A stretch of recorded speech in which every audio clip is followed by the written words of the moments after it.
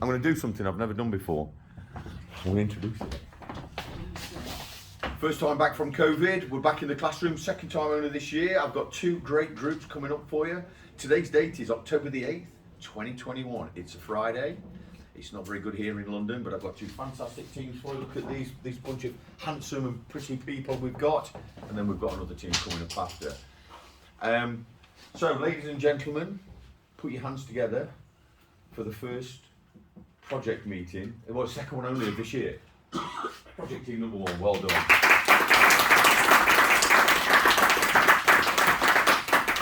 Just a couple of rules. Don't ask any questions during the 30 minutes.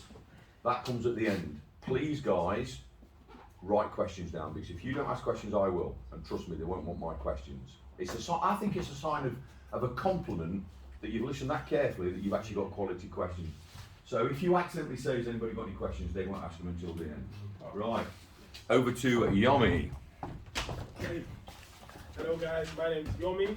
I'm the project manager for JD Construction, established in 1968. First of all, I want to thank you guys for giving us this opportunity. And basically the brand new road car park. So I'm pretty much just introducing that, and the person following me will be Kelvin, who will be discussing the site plan. That's me. Hello guys, nice to meet you all, thank you very much. I'll be the civil engineer on the site, but I'll also be showing you guys the site plan layout. So, because of the complexity of our job, we've got three different stages. First off, we'll start with the first stage with regards to the site plan layout. We'll be showing, blue line will be showing our hoarding position all the way around the entire building, with our entrance, which will be in the same place as the existing entrance to the existing offices at the moment. So because we're going to be using the existing entrance, we're going to be making a temporary entrance for the offices, and we'll be moving their car park to the short stay car park on the other side of the road, which will be, my colleagues will tell you further how that's going to exactly work.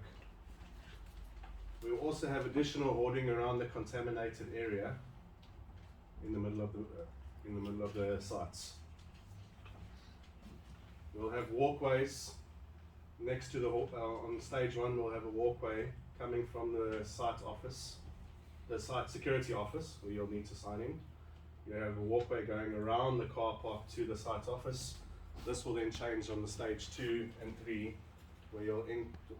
stage 2, you'll enter through the same entrance. You'll walk next to the hoarding, up next to the site offices. This will all be barricaded off, and you'll be kept away from the construction sites. Finally, move to stage 3, where the entrance will be moved.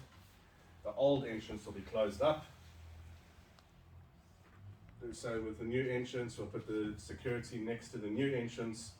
If you're going in through the security, there will be a walkway around the construction site. So at no stage will you be crossing over the construction site. That will take you straight to the site office. In the first stage, we'll have our waste bins located right next to the security office. Second stage, waste bins will be located in exactly the same place next to the security office. On our stage 3, we'll end up moving the waste bins to next to the area that we're busy doing, which is this big red area which is marked out over here. So we'll have direct access for trucks and stuff coming inside, picking up the waste. They'll pick up directly, change skips, and they'll be able to go straight through. With regards to parking for stage 1, we won't have any parking on site for anybody. So any person that will be coming to our site would need to stop over in the short stay car park. That will also be explained further in detail. There'll be no, When it comes to stage 2, we will still not have any car parking on sites. So as I said, as to stage 1, everybody will need to stay in the short stay car park. And then when we move to stage 3, still, we will not have any parking on site for anybody. So all 3 stages, people will need to stay park in the short stay car park. Emergency fire exits on stage 1 will be through the same entrance. We don't have to have an extra emergency fire escape on stage 1. At stage 2 and 3, we do have an emergency fire escape situated at the top north corner of the sites. Okay, then I'll also talk to you guys about the location of our cabins. Stage 1 cabins will be located on your left hand side as you enter straight into the sites. We'll have all the cabins right next to each other, so that we'll have the site office, the storage, the cosh container, the welfare units, toilets and showers, toilets for male and female toilets. When we move to stage 2, those same containers will then be moved to the top northern corner of the sites, where we will have a little bit of a separation, and then the welfare units will be at the top. Our storage container will then be moved to the top left corner for safety reasons. Same situation will be for stage 3. Our storage containers and the cosh containers will be moved to a different corner. Welfare units and the safety site offices will be situated in the same place. In regards to security of the cabins for stage 1, we'll be using the one security guard at the front entrance, and he'll be looking after the security with all those containers because they're in such close proximity to make it easier for them. With regards to stage 2 and 3, we've tried to move the site offices and the welfare units a little bit away from the construction sites. So, because we're going to be having lots of dust on site, we don't want to get that getting straight to the site offices. Good. And next, I'd like to bring Fred up, and he'll speak to us about the site security, including systems. Thank you very much, Cal. Thank you very much, guys. I'm Fred. I'm the site manager of the project, and thank you very much for choosing our project. I'm just going to run through basically the security, what we have in place. So, for our hoarding, we have selected basically 2.4 metre hoarding all around the perimeter, with exception to the western side, where basically we'll have that higher. This space just due to basically ambitious climbers who might want to climb the tree or climb the roof and jump over, but also this will meet basically construction regulations that we've gone through in place. Throughout the whole site, we'll have also basically CCTV regularly on standby for 24 hours a day. This will record everything, monitoring, and also have motion sensors on there as well to deter anyone on to be busy on site. With regards to the site, our site office will be located here. Basically, there'll be a sign-in area. Basically, we'll have a sign-in basically from SIA Security in place. We'll be working with traffic marshals. We have in place a system with Clipfine, who have agreed to basically be part of the project with us. They will basically have the booking scheduled for us for any deliveries to come onto site, which will have to be in a day's notice. So we will need a day's notice for that to basically, otherwise there'll be no authorised access for any vehicles that's in on site. Again, for inductions as well, we'll need 24 hours notice on anything coming to discussion, which we will be organising ourselves. Biometrics will be in place at the front, and where also we'll be handing out ID cards as well. So if you don't have your ID card on the day you arrive, like on the day when you come to work, you will not be allowed access and you'll be rejected from coming back in. However, what we do have in place, basically, because usually there is, usually we can have facilities where they can sometimes crash. We will basically have a system of sign in, sign out on site there. And regards to basically with security, when you actually do turn up from your very first day, after you've had the induction, filled out induction form, your CSCS card will be checked as well against yourself as well to make sure that's all fine. Arriving with tools, anyone that does arrive with tools on site, they will be signing a tool sheet, basically to say that these are their tools and everything, with registered of like serial numbers on there. Bag checks will be done every evening, anyone leaving site with tools or anything like that, to make sure that we are keeping minimal theft down in sites. There will be regular patrols around the hoarding. This is basically just to make sure there's no damages or anything like that that's actually caused due to people trying to vandal, or if anything has fallen down or natural there. The gates here will be locked every evening after 6 o'clock. So basically stop any traffic or any incoming vehicles coming into the actual building itself, onto the site itself. And regarding our site offices, where we will have basically be authorising like payroll and having data and everything throughout the day being transported like through emails and everything, we will have in place a cyber security system on that. So basically, stopping anything from like fraud or anything happening which is now in place. So regarding that, I'll be handing safe system notes over to Yoni now. We'll be going through that for you. Hi guys again. As I said, thanks for that. Going to be talking about safe systems of work. Safe system of work is just pretty much making sure that everything that's done on site is done according to health and safety regulations, as well as in accordance to our site rules. So the activity I'm going to make mention of is hoarding. As was mentioned, hoarding is going to be placed around the complete perimeter of the site. The reasons for that are quite obvious. To keep the site safe and keep people working on the site safe, and also to keep members of the public safe. We're working in a place where we have a national speed limit. So of course, for that reason, health and safety is paramount. The extra measures that we put in place just for hoarding are A-frames, just to support the whole hoarding structure. What we've also implemented on our method statement is that the hoarding will be checked daily, the whole perimeter of the site, pretty much. Yeah, that's pretty much it in regards to safe systems of work. The other thing to consider is obviously with hoarding, there is the possibility for hazard in case hoarding falls over. This is why we've added the extra measure in terms of the A-frame, as well as the responsibility of checking hoarding on a daily basis, just to make sure that if there is any part of the structure that is loosened up or is unsafe, then obviously we'll kind of get that sorted. I'm going to move on to site rules ever so briefly, because that's another thing I've been tasked with. The main things to bear in mind, first of all, I make mention of the site rules because I want you guys to know that JD Constructions is a company that places a high level of importance on health and safety. Once again, we're very thankful for the fact that you, being the client, have awarded us this contract, and we can confidently say that any works that will be carried out on site will be carried out according to health and safety regulations, as well as our site safety rules. One of the main things that have already been mentioned is the fact that nobody will be allowed on site without a CSCS card. That just lets you know that everybody working on site is competent.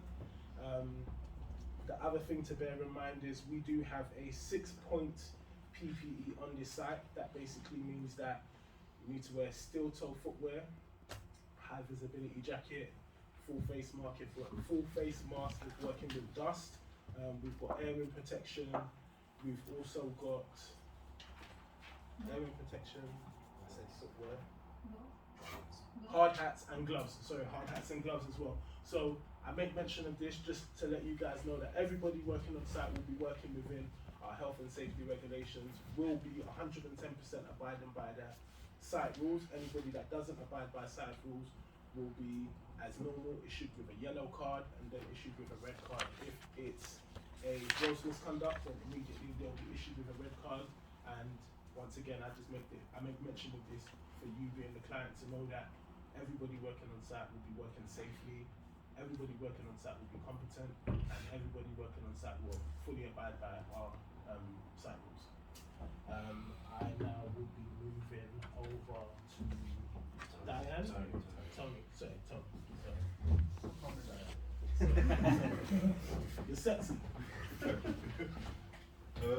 Hi, my name is Tony. I've been working for JD Construction for a few years now. I'll be here to talk to you about emergency fire arrangements. Placing of the fire extinguishers around the site at strategic places. Extra extinguishers will be placed in a cosh area as required.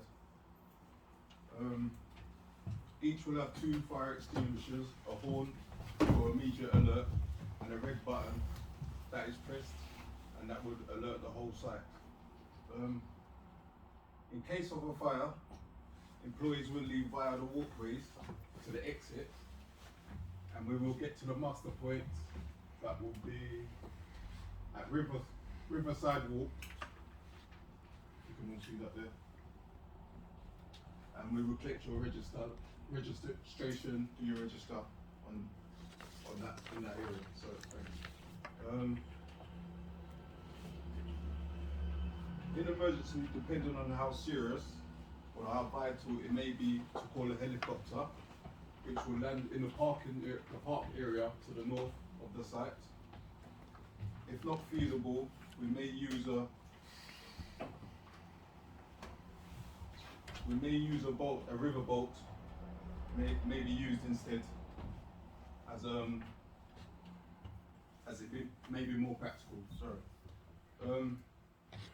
As risk of digging may be unexpected, we'll unearth unexpected hidden problems, bombs, explosions from gases, etc. The nearest hospital is 10 miles away, Drury Lane, and they have been made aware of our potential dangers of burns, bombs, burns. The procedure has been put into place. Records of our trained staff are found on site. The services are all recorded, and we will have a test once a week, Monday morning, a little alarm test. So please do nothing if, yeah. I'll hand this over to Diane to talk to you about traffic management. Hi everyone, thank you for coming. As you already noticed, our company is one of the most responsible and safety company on the market. Thank you for choosing us. You're not gonna regret that. And obviously we have a traffic management plan put in handle it, and the main job is to keep on ongoing projects on track and make sure it's meeting the deadlines. For that reason, we have planned all the bullet points of that as direction of traffic. As per plan, we're gonna follow the main entrance, the existing entrance, for the delivery lorry to come in and come out on the same way, because it's a dual carriageway, so we can do that easily here. Speed limit to be no more than 10 miles per hour, as my colleague mentioned already. No crossing points for safety reason on the site, and obviously the site are going to be monitored by CCTV cameras, and on the gate we're going to have a security guy which we're going to make sure the entire team are going to sign in, sign out. We're going to take control and guide the traffic which are coming in and out. And as we know, the Bromley Road is a high speed limit road. And for this reason, the morning and late evenings, it's a busy traffic there. And we'll make sure our lorry delivery, we're gonna have it on the sides,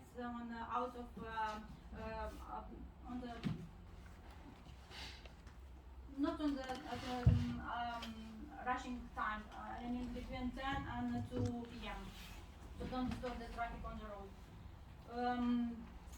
One of the most important things to start construction is to have on place the document controls, which we are clearly strict with that. One of the main documents which we are following is obviously the project of the work. The umbrella, I will say, of our company is Health and Safety at Work Act from 1974, which is highlighting the employers, the employee, managers, all the staff duties. CDMA Construction Design and Management Regulation from 2015, risk assessment, which is split in general assessment and specific assessment. That one, it's including the control of asbestos, electricity at work regulation, manual handling, working time, vibration. All the regulation are in place and strictly highlighting the duty of each of us.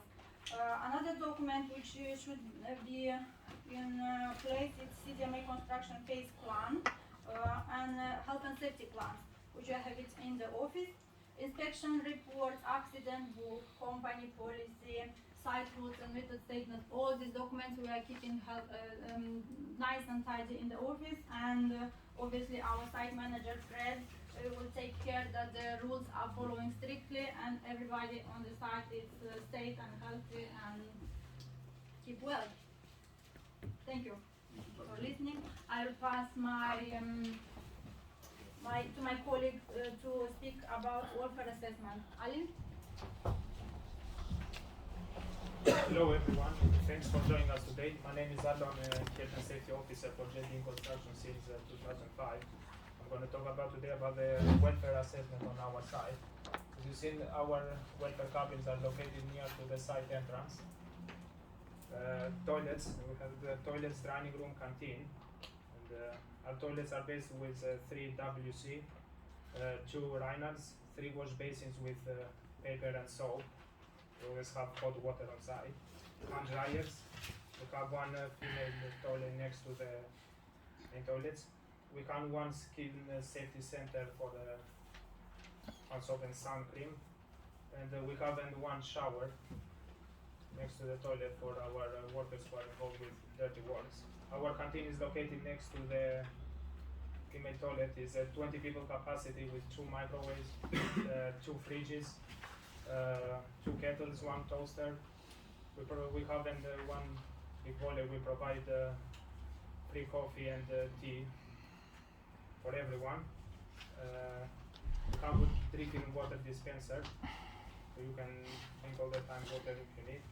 And next to the next to the entrance of the canteen, we have a charging point when everyone can charge their tools. Next to the canteen is our dining room. We provide them lockers. Everyone, if he needs cleaning, needs to come in our office. And we have recycling bins everywhere for our waste. We're going to have 1 cleaning operator who's going to look all day after the welfare. Thanks everyone. I'll move next to Aman, who's going to talk about the site signage. Good evening guys, myself is Ramandeep Singh and I'm a health and safety supervisor over here. As you all know, it's a responsible job and I will give my best to improve it. So basically over the entrance there will be, on the fence, there will be advertising board which represent our company like GD Construction and all its rules and regulations and our contact number, email address, everything will be over there on the advertising board. And when you enter over the entrance over here, there will be a notice board which display all the 3 mandatory legislative required before beginning a job like Health and Safety Work Act, Construction Design and Management Act, and the planning permission that we have a permission to plan this thing. And as you go inside, there will be a pedestrian route which help pedestrians to move safely and avoid any injuries or accident. After that, there is a marking for the access route. Access route over there, the marking will be in the yellow sign, so which help us to make it clear from the obstacle, so that every vehicle can move in or move out without any issue, without any problem. After that, there will be a sign for the welfare facilities, which help us to separate the toilet for the female and the male genders over there. And after that, the most important, the safety signs. The safety signs will be prohibition sign, which include no smoking or no access for the pedestrians, which is red in color and circle in shade. After that, there will be warnings, and yellow in color. There will be like warning that there is a toxic element over there, or which you should avoid. And after that, there is a mandatory sign, blue in color, like this zone include include helmets, and the PP is compulsory. And after that, there is an emergency and first aid sign, which is green in color. In the case of emergency, or in the case of emergency, you can follow those signs which lead you to out of the way. And the last one will be the fire signs, which is also red in color, but these are rectangular in shape, so you will figure it out. These are different from the prohibition ones, and that's it. So these are the signs which you will be able to see. And if you find any issue, like, you can contact us regarding your issue or you want something to upgrade, you can contact us. Thank you. So, so I'm gonna pass to Abby. Abdi will give us induction procedure and checklist of this. Thank you.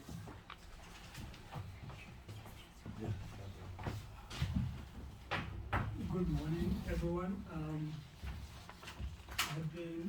My name is Abu. I've been working with JD Construction for over 5 years now. I'm one of the members of the safety team.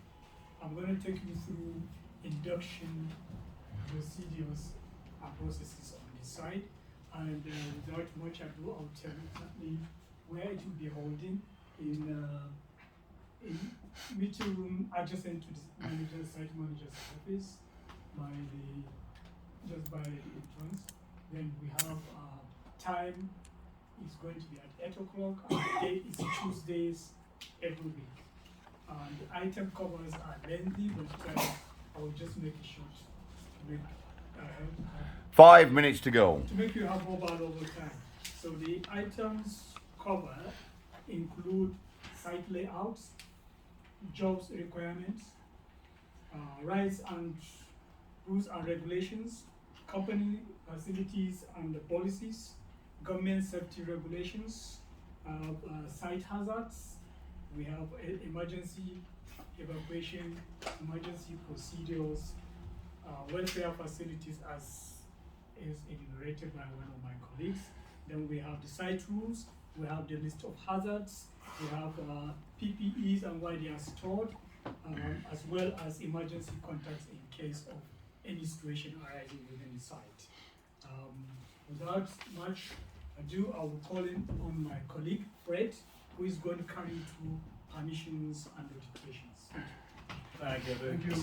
So what we have done, obviously we have seek permissions from certain places, some government boards and from local councils, but for instance we have basically contacted HSE with an F10 notification form for the construction project that will be taking place on that part there, so that's already been in place. Also, local council, we've already established contact with them in regards to basically the traffic management system, which will be here in the East Quadrant. This is basically for, they need 3 months basic permission for, so for our start date on the 10th, we are well within that time there to be starting on that part there. Regarding this plant here, which is Japanese knotweed, these are very, these are very invasive plants for any site or any building parts there. We have been in contact with the environmental agency, just basically just to work out with them logistics of how to remove it safely and securely, and also the local council on this. We will be getting a construction team, another team in, hired team to come and remove that for us, where we have also contacted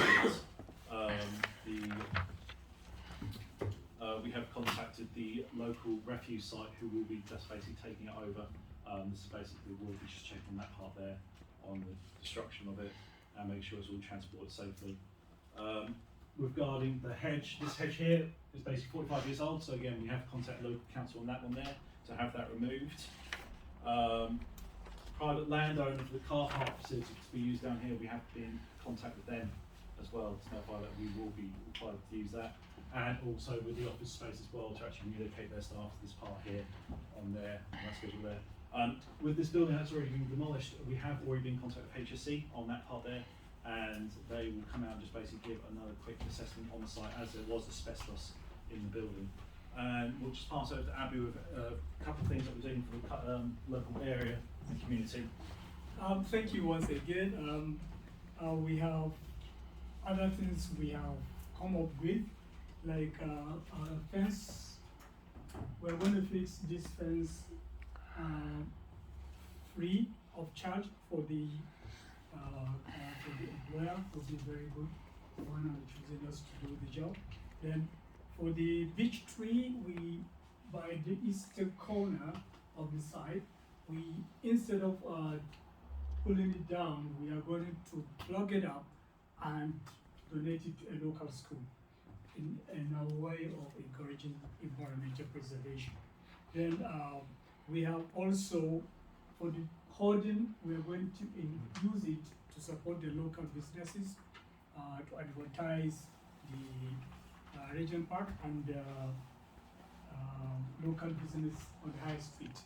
We also intend to support local businesses and community by way of supporting their businesses and employment of non-skilled workers, mainly from within the local community. We're going to increase also the welfare of diversity within the company, to increase it to about 10%. We also aim to support climate efforts by way of ensuring that our activities will enhance reduction of carbon footprint by 10% towards 2030. Then we are going to donate finally £5,000 for the construction of the local bridge. We're going to encourage the local schools to have their students come in for practical training free of charge. Thank you very much.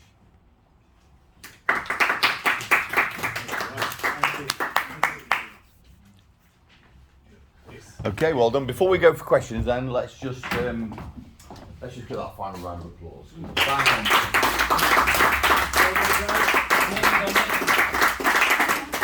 Bang on 30 minutes, absolutely to the second almost.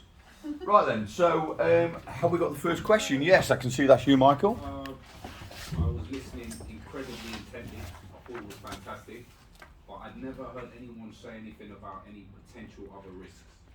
No one mentioned anything about any other potential risks. I was just wondering why. Can I answer that? Yeah. So my job was safe system of works. One of the things that I did make mention of was the activity of hoarding. Hoarding presents a potential risk if it falls. So one of the things I did make mention of was the fact that we put A-frames in as an extra measure of support for the hoarding in case it fell over. One of the measures that we had in place was that, as well as daily checks of the hoarding to ensure that the hoarding was stable, not loose, and if it was, that was rectified on a day-to-day basis, because that is a potential risk, and if it fell on somebody, I don't have the risk assessment. I could obviously get that over to you, but within the risk assessment, we've made measure and taken that into account. So that's fair enough. But me as a client, and I see this job, and you're right next to a river. What if there's some sort of flooding that occurs? Do you have anything in place? Anything to stop flooding? Any sandbanks? Anything like that, just in case? Because obviously you're very close to a river, no? We are. Is that not something you could bear in mind or something like that? I don't know. I mean, obviously, all of the teams, I guess this would more be in line with what you've done in terms of contacting the local authority. We are quite close to a river, but in terms of the riverbank height, we are well protected. So the chances of a river, historically, a flood never occurred there. So that's something that we're well aware of. The fencing close to the river, and it's a little bit damaged. We want to fix that before. Aldo, how many cleaning ladies are we having? One. Only, yeah. Does anybody have any other questions? Yeah, you said there was no parking on the site. Yes. But where do I park my car on the flight? Yeah, so I can answer that one for you. So basically, on the actual site, I'll just pull it up slightly. We have basically been in touch with the landowner, which I've touched on a bit just a minute ago. We have been in touch with the landowner of the short stay car park. Now, short stay car park is basically going to be used for our benefit, and also for the office benefit as well, where a shuttle bus will be running, taking these guys to and from throughout the working day. So basically, they will be running from a certain time between 8:30 to 9 to get to the office, and then 4:30 to 5 when they finish. Okay, I normally turn up in the middle of the day and the shuttle bus is not there, and I'm a client. Can you please arrange a parking space? Of course, we can absolutely do that for you. Just again, like for our security reasons, we will just need to be notified 24 hours in advance, just to make sure that we are aware that you are coming to site, so we can arrange proper security and induction if you haven't actually attended. Okay. And you spoke about loads of lovely health and safety systems there, and I like what I'm hearing.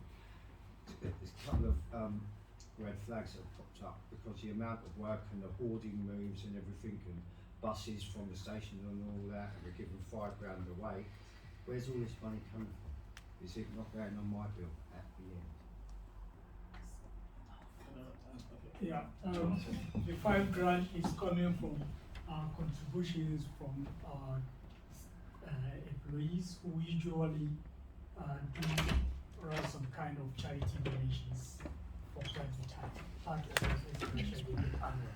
So can't I just get £5 off my price? Employees, we have, it's a massive company though, so generating £5 within this company is something that we can always do. What's your number of employees?